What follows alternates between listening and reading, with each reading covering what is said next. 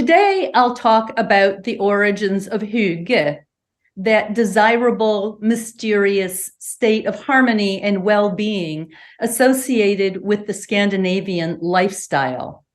It's the subject of my next monograph. Hygge is the emotional byproduct of Scandinavian values and of a social safety net ensured by the political movement social democracy, which began in the second half of the 19th century and was part of the socialist labor awakening.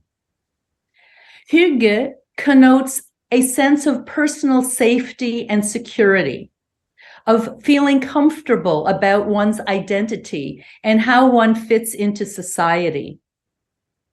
It also includes freedom to pursue one's desires as long as they don't minimize the freedom of others.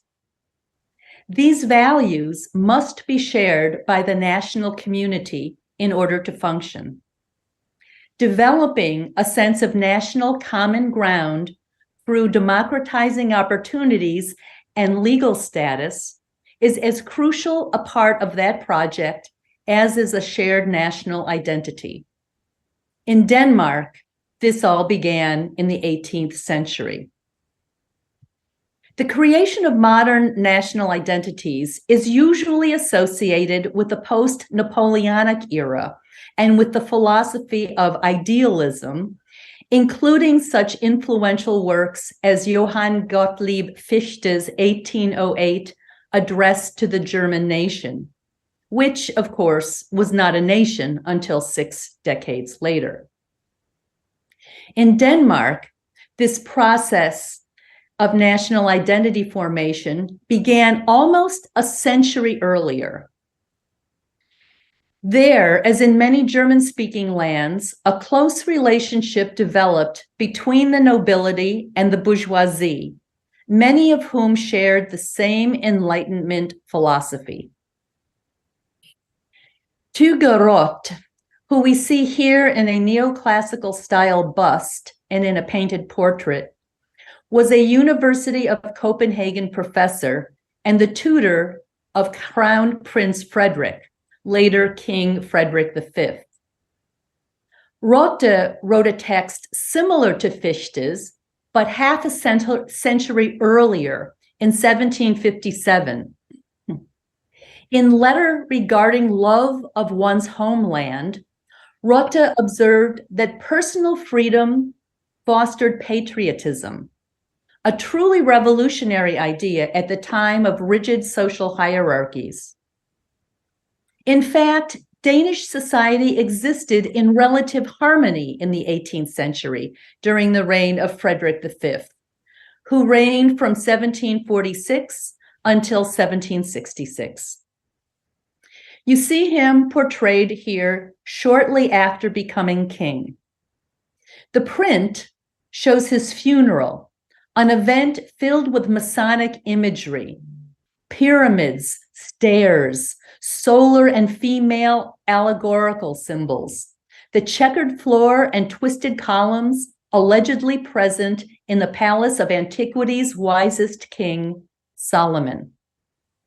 This is significant because in the early 18th century, Freemasonry was established in London, and it was the primary conduit for Enlightenment ideas.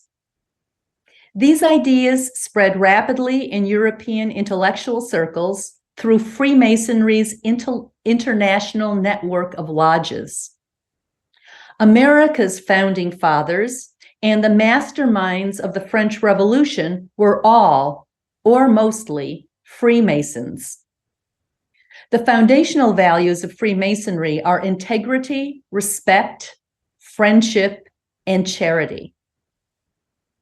Frederick V, who was usually too drunk and preoccupied with women to actually rule the country, employed counselors who were also Freemasons, and it was they who did the actual governing. German-born Count Adam von Moltke was the most important counselor, and as concurrently director of the East Asiatic Company, he promoted humane and empowering policies that anticipated neoliberalism. The English visitor Urbain Roger described the singular quality of life in Denmark in this way, quote, "Here, no prince rules with violence or suppresses the freedom of his subjects through deception or secrecy. The Danish king rules in a spirit that makes clear that he understands his sovereign responsibility to make decisions that are in the best interest of the general public. This approach guarantees the harmony and equality essential to the health and vitality of the national body politic," end quote. The king, nobility, and rapidly growing educated middle classes of Denmark were convinced that agreement regarding the proper path for the Danish nation would lead to an economically strong country and to a loyal citizenry. Denmark achieved economic power in several ways: through trade, mainly with the East Asiatic Company, which was established in 1732, and through land reform, which established a new social class, independent landowning farmers. Here we see an example of such a farm. In contrast, the Swedish government forced inhabitants to build houses on individual tracts of land in the late 18th century by burning down villages. This generated hostility between peasants and the state and ruined the cohesiveness of Swedish village life. In Denmark, in contrast, land reform was initiated voluntarily by aristocratic Danish landowners. For the first time, the right to relocate within Denmark. Previously, the landowners and the priests' permissions were required. Peasants were so grateful for this land reform that they erected a commemorative freedom monument in honor of King Christian VII and Crown Prince Frederick. The monument, seen here, was paid for by public subscription and designed by the director of Denmark's Royal Academy of Art, Nikolai Abildgaard. The April 3rd issue of the journal Minerva, which I couldn't find, and in this, it read, "On this day, His Majesty has abolished serfdom. After great consideration, he has decided to award rights and responsibilities to his industrious and effective citizens because he has realized that the king, the nobility, and all Danes should enjoy the same rights. This legal equality includes the protection of property and all general possessions of all citizens," end quote. Freedom Monument, as it was called, was installed in front of the western gate to the city, and it remains on that spot on Vestbrogade until today, although the city gate has been replaced by Copenhagen Central Station. If you've been to Copenhagen, you have undoubtedly seen, if not noticed, the significant historical marker. As far as I am aware, this is the very first assertion by a monarch of the legal and, by extrapolation, the intellectual, moral, physical, and spiritual equality of all humans. Significantly, this law also applied to women, since the people who wrote it could have used language that would have excluded women, but they chose not to. If today one is searching for why the Scandinavian countries enjoy greater gender equality, this is one of many historical reasons. The idea to commemorate this event with a monument came from the Natural History Society. Established in 1789, the year of the French Revolution, The organization was directed by Peter Christian Abildgaard, brother of the Art Academy director. The society was established to compensate for the lack of science taught at Copenhagen University, which focused then on the humanities. The society offered academic training and played remarkably a crucial role in fostering Denmark's democratic, patriotic, pedagogical, and scientific development. Comparison of an early sketch for the monument by Nikolai Abildgaard with the completed monument shows that the top was modified. Instead of placing an allegorical figure of prosperity, and that's what he drew there, atop a column, he decided to make an obelisk. During the 18th century, when excavations at Herculaneum and Pompeii focused the attention of the educated public on the ancient world, obelisks stimulated thoughts of the ancient past, especially, of course, of Egypt. Abildgaard had studied in Rome and seen the imported hieroglyphic-covered Egyptian obelisk in St. Peter's Square. Hieroglyphics weren't decoded until the 1820s by Jean-François Champollion, and in the 18th century, they were assumed to convey crucial secret knowledge to a future generation that would be able to read it. Abildgaard liked the idea of obelisks containing important secret messages and changed his format. His obelisk is inscribed on two sides. The side facing Copenhagen reads, quote, "The king knew that through legally guaranteeing freedom of movement, he encouraged his subjects' love of their homeland, their thirst for knowledge and industriousness, thereby fostering their happiness," end quote. As far as I know, this is the first ever public reference to a monarch being concerned with the happiness of his subjects, and it was a portent of things to come. The side facing the countryside reads, quote, "The king has decided to abolish serfdom. He gives country dwellers his solemn word that these free, courageous, and enlightened farmers can be loyal and happy," end quote.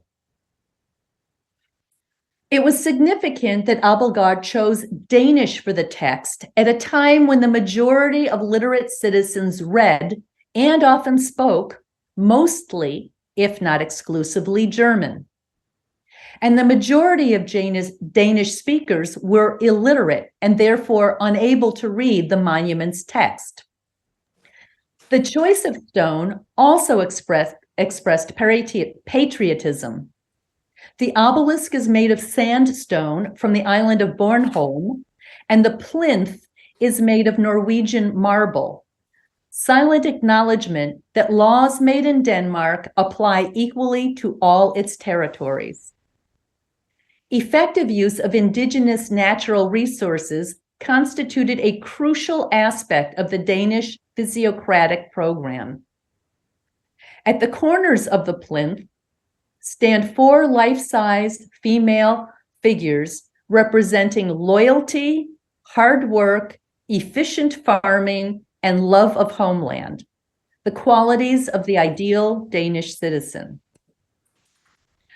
Landscape painting documented the peaceful land reform process. One of the first estates to experiment with land reform was Gentofte, the main residence of Johan Hartvig von Bernstorff, who was Denmark's foreign minister from 1751 to 1770. In 1766, just 1 year after construction of his manor house was completed, von Bernstorff began selling his villages of Gentofte, Vangede, and Ordrup to their inhabitants creating 42 new and independent farms in the process. In this painting by Erik Paulsen, Gentofte at Twilight, we see to the left in the distance the village of Gentofte with its church, and to the right, a newly built farmhouse at the end of a wide modern road. The last rays of the setting sun illuminate the village in the background, which represents the past, just as the farmstead represents Denmark's future. Like a castle, the large, orderly farm dominates the landscape from its hill. The stand of trees in the center create a symmetrical composition, one that suggests stability, harmony, and peace. The obsolete feudal past recedes in memory as the future of free, independent farmers literally rises above it. In 1788, Paulsen painted a landscape that included the memorial erected 5 years earlier by local farmers in von Bernstorff's honor. All who worked on the project donated their labor in a show of social solidarity, including Abildgaard's own professor at the Art Academy, the sculptor Johannes Wiedewelt, who designed it. 3 men stand before the sculpture.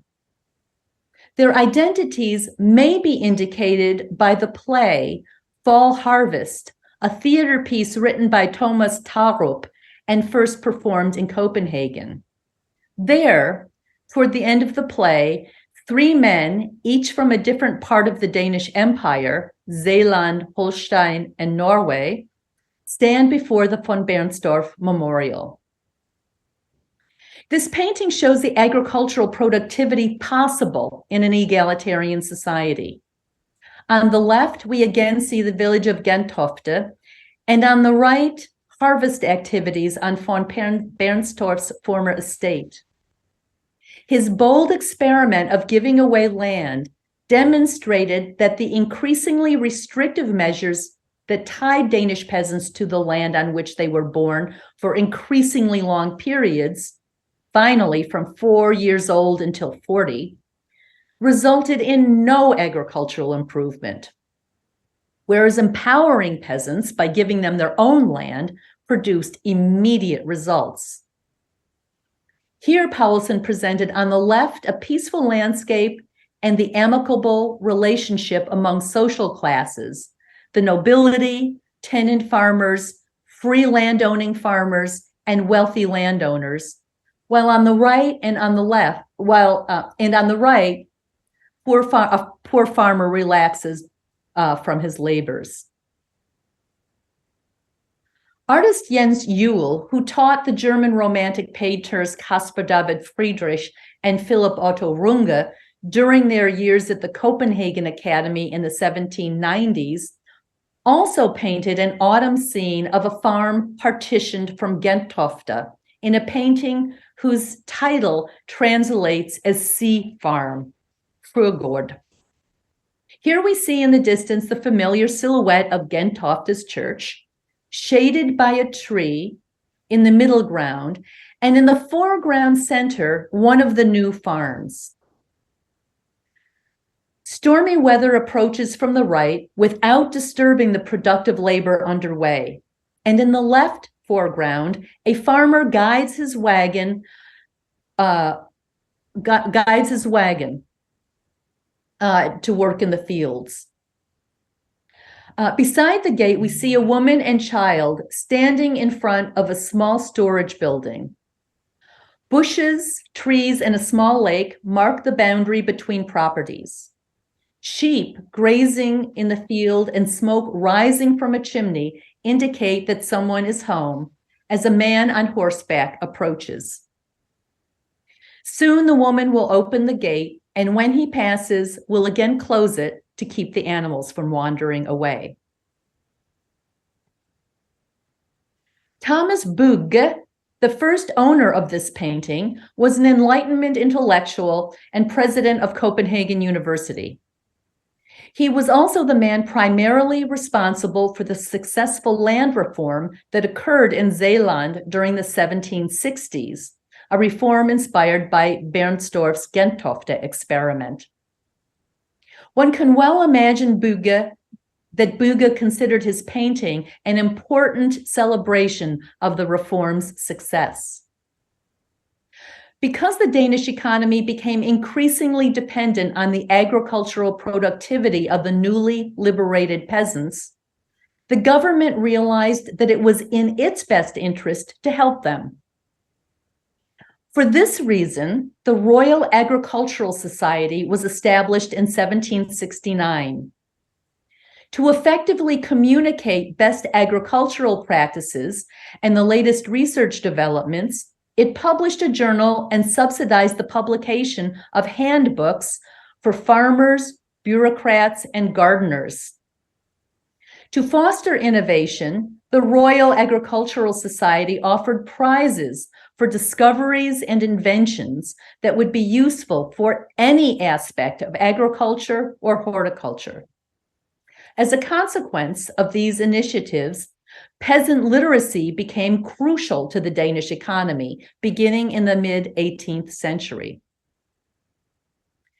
In 18th century Denmark, there was consensus that a well-educated citizenry made the state stronger. For that reason, in 1772, German, previously the language of the educated elite and the Danish bureaucracy, was abandoned, and Danish declared the official language for the first time. Thus, improvement in both the reading and writing of Danish suddenly became critical for all members of society.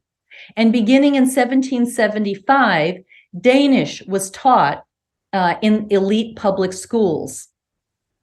No longer was it true for a bourgeois or aristocratic gentleman that he spoke Latin with educated colleagues, German with male friends, French with women, diplomats, and foreigners, and Danish with peasants.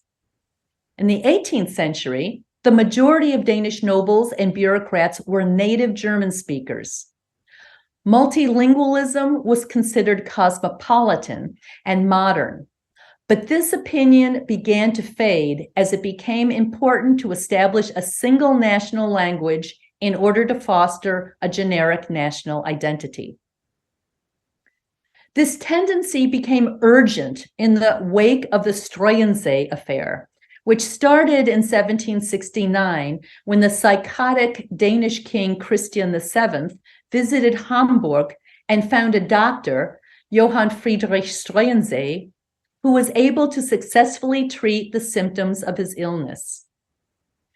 Struensee accompanied the deranged king back to Copenhagen and ruled indirectly, enabling Struensee to enact many egalitarian Enlightenment measures, such as equality of all before the law and the requirement for nobles to pay taxes, measures that Frederick the Great of Prussia, Louis XVI of France, and Joseph II of Austria tried unsuccessfully to implement in their own countries.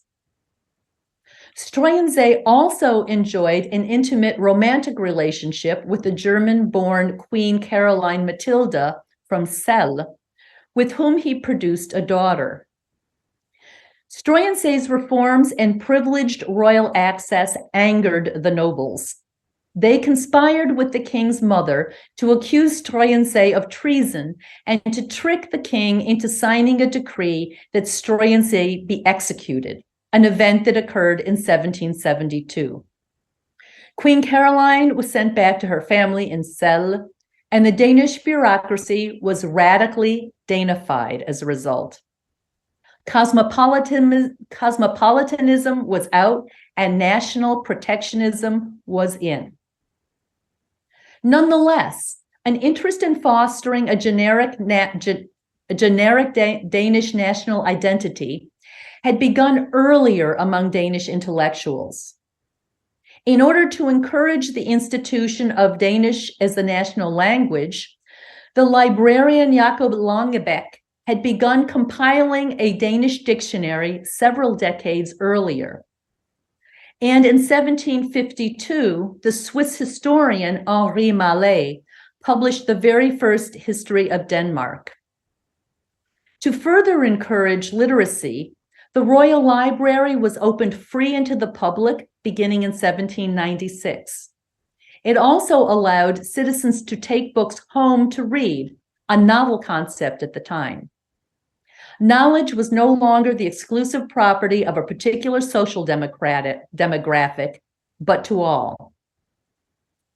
Land reform offered clear economic and social advantages because newly established property-owning interest groups identified closely with the land of Denmark, thanks to their new partial ownership of it. These landowning peasants were now viewed by the government as productive, efficient, and patriotic. Many initiatives implemented in the 18th century strengthened this patriotism and created a national identity that portrayed Denmark as a nation with strong traditions and a long history.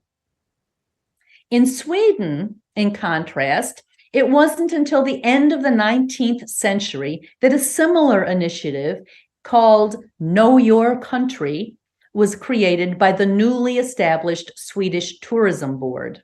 In 1792, the Danish Antiquarian Society, or the Collegium Antiquariatum, was founded by Hans Gram, professor of Greek at Copenhagen University. Let me just see what's next. Okay.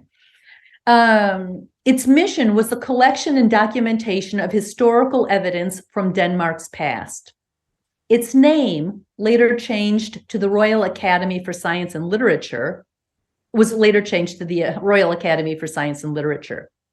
The society documented a broad range of material and traditional culture, monuments and memorials, customs and practices, utilitarian objects, evidence of the Christianization of Denmark, coinage, language transformation, Scandinavian history in general, and the relationship of Denmark to its territories, both colonial and European. Membership in the Antiquarian Society was open to all and included aristocrats, scholars and scientists, merchants, clerics, bakers, and students. An extremely democratic membership for the 18th century. Langebæk was a member, as was Søren Abildgaard, father of the artist Nicolai and the natural scientist Peter Christian. In 1745, Langebæk founded the Royal Danish Society for Homeland History, and in order to encourage research and publication on native historical topics. Its journal, Danske Magazine, is still published today, fostering a connection to the past that reinforces feelings of stability and continuity, two essential elements of hygge. The cartouche of the Society for Homeland History shows that the basis of a harmonious society is education and literacy, as well as working together. Reading brings understanding, and with understanding comes tolerance. Human relations profit by collaboration and teamwork, as demonstrated by the articles published in Danske Magazine, which featured research projects intended to promote agrarian improvements. The cartouche clearly shows that men working together in the fields are part of a larger landscape filled with culture and history, which are suggested by the books. Søren Abildgaard excavated, documented, and conducted research on Denmark's natural and cultural heritage. Every summer between 1756 and 1776, he traveled throughout Denmark, sketching runestones, buildings, landscapes, monuments, objects, and flora and fauna. During winters, he made copper engravings of these treasures with the help of his sons, both of whom developed a passion for observing, describing, and understanding. Peter Christian utilized his skills to better comprehend animal physiology and behavior and became a veterinarian. Nicolai was more interested in culture and profited by Struensee's egalitarian measures that enabled students at the School of Applied Arts and Handicraft to take night courses at the Royal Academy of Art to study painting. Nicolai was mainly a history painter and employed by the king. For this reason, he was required to behave diplomatically and design paintings acceptable to his employer. At the same time, his childhood exposure to Danish history and material culture and his participation in the Enlightenment-oriented Natural History Society informed his passionate egalitarianism, an attitude confirmed by the contents of his personal library and the comments he wrote in his books. His situation was comparable to that of his contemporary Spanish court painter Francisco Goya, who was similarly frustrated by his restrictive work environment. Abildgaard was extremely clever, and even in his palace paintings on the walls of the Knight's Room of Christiansborg Palace in Copenhagen, his Enlightenment convictions emerge.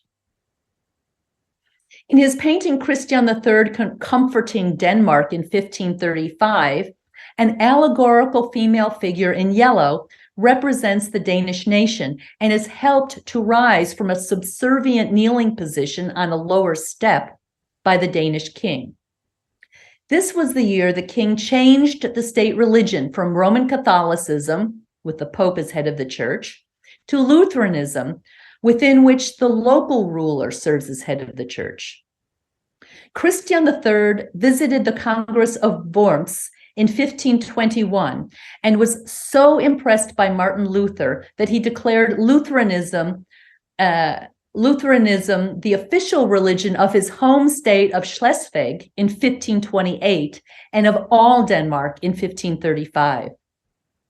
In this image, Abildgaard omitted the fact that forcing Danes to abandon Roman Catholicism required the help of 3,000 German mercenaries. Abildgaard here portrayed the king as a wise and strong leader. The Abildgaard men were all secularly oriented Freemasons who valued the ideals of French Republican revolutionaries: freedom, equality, and solidarity. Minerva, who stands in the background with a helmet, represents intelligence, education, art, and war. In Abildgaard's painting, she appears determined to protect Enlightenment values. In 1744, an ancient tomb mound was discovered in the park of Jägerspriest Palace, the residence of Crown Prince Frederick. In the 1770s, its excavation inspired the Danish Prime Minister Ove Høeg Guldberg to transform it into a patriotic memorial park, honoring outstanding citizens from Danish territories. The form the memorials took was left to the decision of the sculptor Johannes Wiedewelt. In a letter he wrote to Høeg Guldberg on December 16, 1776, the sculptor explained his idea, quote, "I have tried to give future citizens an idea about the important events that have affected our nation. My earliest designs are very simple and distinguished only by words and names. But later, I began to embellish them with relevant images, including allegorical figures. Greek and Roman memorials inspired me to seek inspiration in our own history and to create elements that help visitors to understand the memorialized person's significance for Denmark," end quote.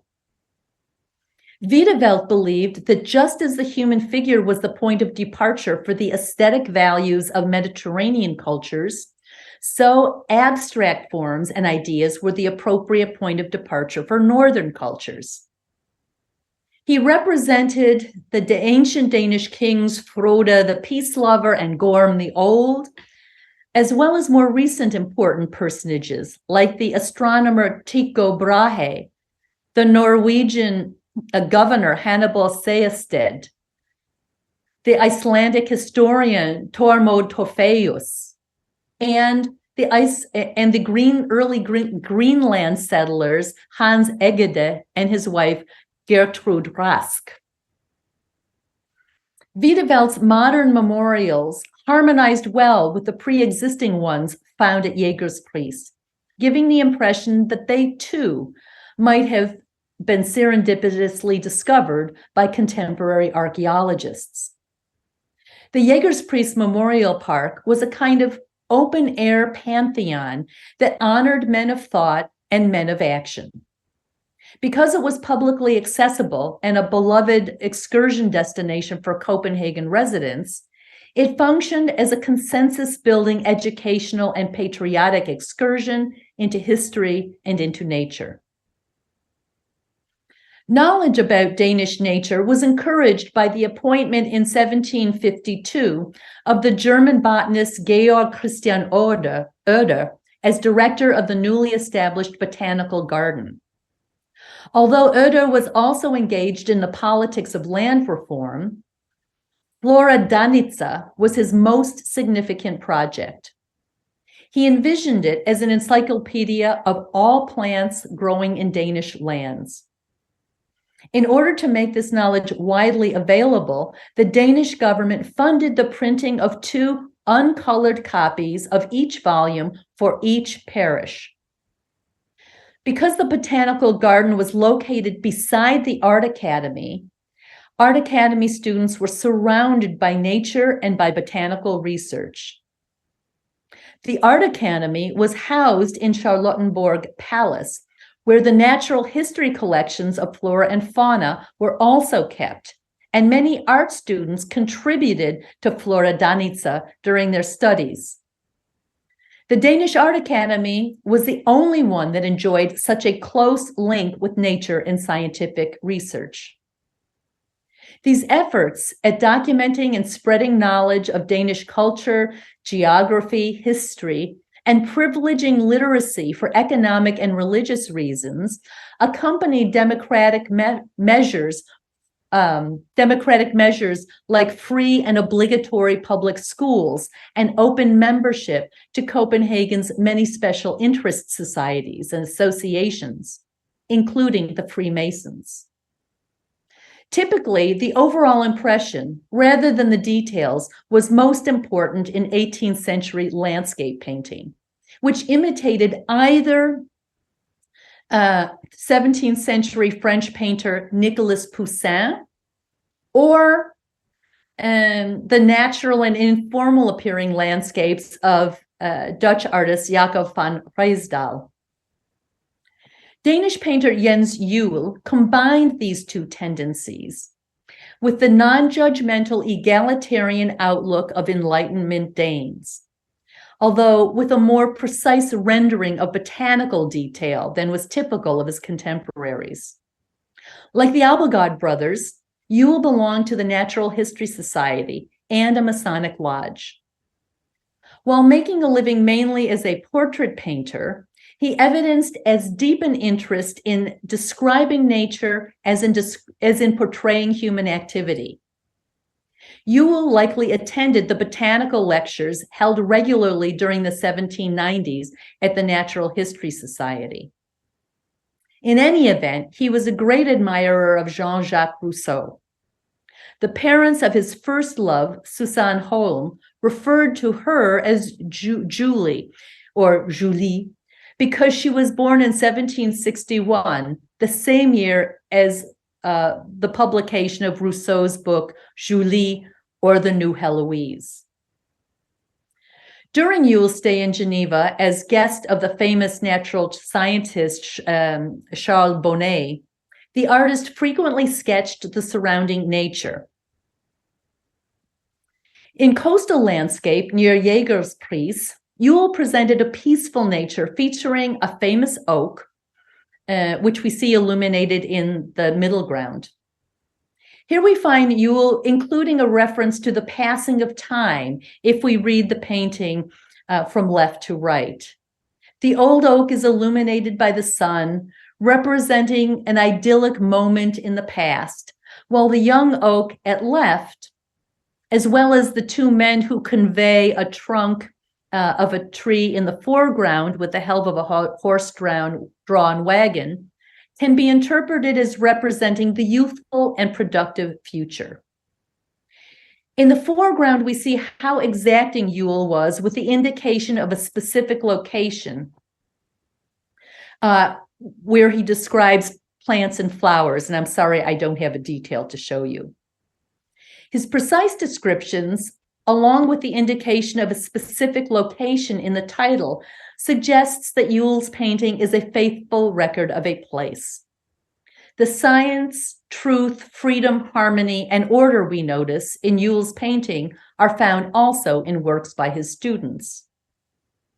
Here, for example, we see images of a popular excursion destination, Amelie's Spring, painted by Yule in 1784 and drawn by Friedrich in 1797.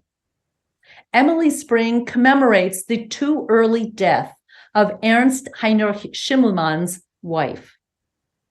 One can imagine that Friedrich accompanied his teacher on an outdoor sketching session to this place. Already in his student years, we recognize in Friedrich a preference for spirituality over socializing. There are like no people.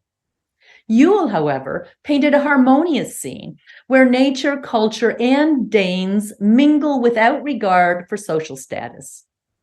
We see here hygge manifested in 18th century Denmark long before it became trendy.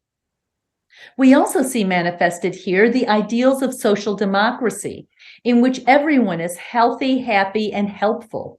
We see the small boy offering water to the elegant couple approaching from the right. And on the left, a girl accompanying a male figure, perhaps her father, looks up to him, literally.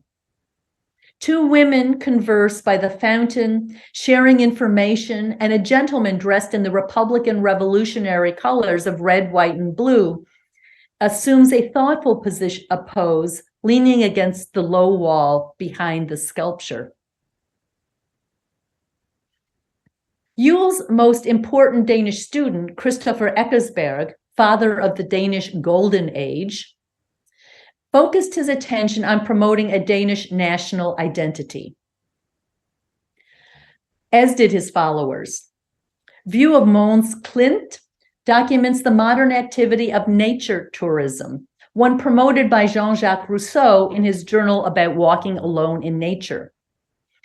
The artist included two natural wonders, the chalk cliffs of the island of Mons and an ancient, several hundred years old oak tree.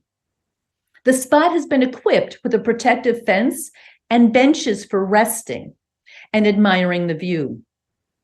One gentleman rests on a bench while the other reassures a frightened woman who turns away from the majestic view.